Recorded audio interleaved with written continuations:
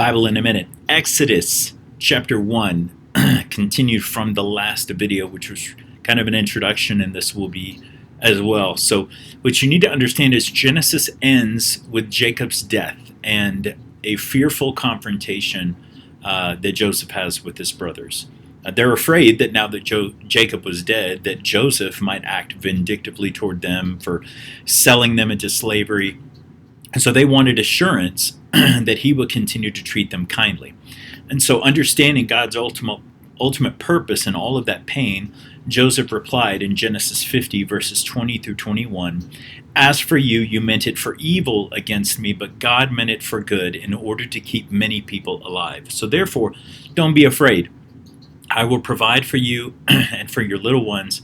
And so he comforted them and spoke kindly to them. And so that's how Genesis ends in chapter 50. Now we look at Exodus chapter 1, and we see in verse 6, it says, "And Joseph died, and all his brothers in that generation. But the sons of Israel were fruitful and increased greatly and multiplied and became exceedingly mighty, so that the land was filled with them." And this verse is phrased, honestly, really unusual. It emphasized the size of Israel 4 times, as well as the strength of the people being exceedingly mighty. In fact, the words here mirror the commands of God in Genesis to be fruitful and multiply, and the promises to Abraham that his descendants would be as numerous as the stars in the sky. So God's promise to Abraham has been fulfilled, but their fruitfulness was a threat to Pharaoh. And so a new Pharaoh arises, right? Now, Israel is a migrant population, a growing migrant population, and it is taking up an increasing amount of land in the country, in the land of Egypt. And so they were racially different than the Egyptians. They were religiously different than the Egyptians. Obviously, the Egyptians are very polytheistic and serve all sorts of gods. Israel is monotheistic. They serve one God. And so Moses tells us there's another reason for this friction. Exodus chapter 1, verse 8, it says, "Now a new king arose over Egypt who did not know Joseph." Now think about that. Like 400 years prior, Joseph is the savior of Egypt. Surely that's got to be documented somewhere. You know, he's got an Egyptian name, Zaphnath-Paneah. And so he's documented somewhere, you would hope, you would imagine. However, a Pharaoh arises that doesn't know who Joseph is. Now, how could that be? Well, Joseph was 30 when he was promoted from the prison to the palace, and he was 110 when he died. So for 80 years, Joseph is a prominent figure, well known in Egypt. He's the prime minister. How could a Pharaoh come up through the ranks that had no idea of the salvation that Joseph brought about? I mean, can you imagine being elected president and having no idea who Abraham Lincoln was? I mean, that seems pretty ridiculous. Well, it just so happened that there was a major dynasty change in Egypt during this time. The Hyksos, or the Shepherd King dynasty, arose in Egypt between the 15th and 17th dynasties. And it is likely that Joseph entered Egypt during this time. They were Bedouin princes from the Mesopotamian desert, and they were actually related to Abraham. They had a good relationship with the Israelites as their distant relatives. Then a man named Amasis, a military leader of Egypt, he led a rebellion against the Hyksos kings. He deposed them, and he was made Pharaoh. Now, some commentators believe it was Ramesses II in this new dynasty who was the Pharaoh who oppressed Israel and who would have no idea who Joseph was. He wouldn't have known how Joseph saved Egypt. He wouldn't have understood why there was this large population of people living in the land who neither conformed to Egyptian ways nor their religion. Could have been Seti the First. Could have been Ramses the First, because Ramses the First didn't have a very long reign. But Ramses, Seti, and Ramses the Second appear to be this is the time frame with which these events most likely took place. So what was Pharaoh's solution to his problem, right? You've got this growing migrant population. They may not even pay taxes, right? They don't conform to Egyptian ways, religion, any of this stuff. And so they decided to oppress them. Exodus 1:9-10, it says, "And he said to his people," Pharaoh said to his people, "Behold, the people of the sons of Israel are too many, and they're too mighty for us. Come, let us deal shrewdly with them. Otherwise they will multiply, and in the event of war, they will also join those who hate us." Why? Why would they join? Like, they've lived peacefully, but this is Pharaoh's fear, right? "They'll fight against us and depart from the land." So the first thing that Pharaoh did was get the people on his side.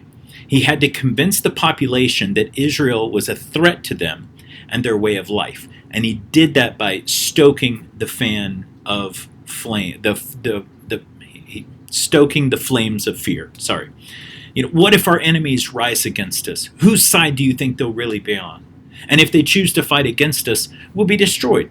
So we must suppress this threat. Without Israel having a clue of what was going on inside the Egyptian government, they were turned into slaves and oppressed harshly.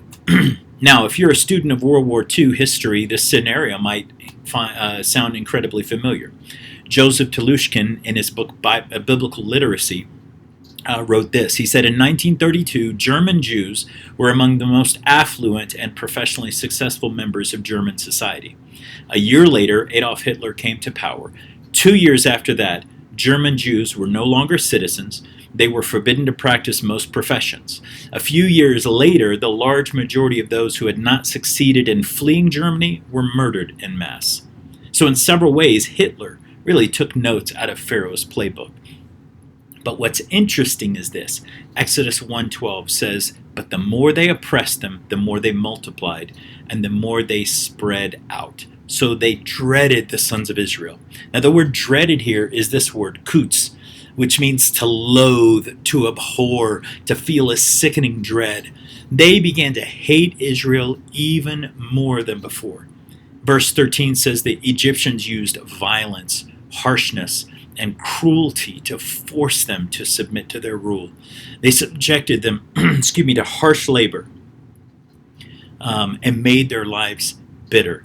But the more Egypt afflicted Israel, the more fruitful they became. God made Israel fruitful in their affliction. So, what does this passage mean to us? I mean, can we apply anything to our lives? Well, there's a couple of things. First, Exodus opens with Israel being strangers in Egypt. They were a monotheistic people in a very polytheistic nation riddled with idolatry.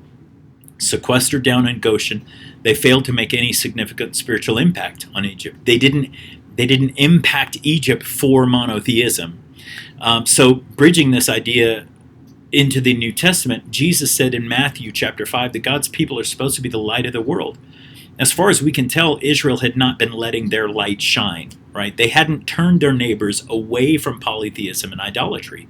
They were perfectly content living an isolated life, practicing their religion in private, and never letting generations perish without providing a knowledge of the one true God.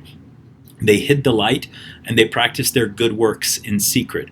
We have been commanded to be a light in this dark world. So it doesn't matter what people in power do or say. It is our responsibility to represent. The camera is flipped on me, so I'm pointing opposite directions. Right? It's our responsibility to represent God in this world. Right there. Okay. Echoing the sentiment, right? If we are content with practicing our spirituality alone, we will never impact our culture or generation for Christ. Ecclesiastes 4 tells us, "Woe to the one who falls when there is not another one to lift him up." And it also says, "Two are better than one." Then Ecclesiastes 4:12 says, it takes it a step further. It says, "A cord of 3 strands is not quickly torn apart." What does that mean? It means we need each other. And the more we gather together, the more we fellowship with one another as iron sharpens iron, the more we are strengthened, and the more we can strengthen each other. So what we need to understand is Exodus chapter 1 demonstrates clearly you can be fruitful in your affliction. Now, I'm not talking about material fruitfulness. I'm talking about spiritual fruitfulness. Christianity Messianic Judaism, the following of Jesus as Messiah, they have grown the fastest when they are under the most persecution. Do you know? Well, I'm not gonna say that statement just for OPSEC and being careful.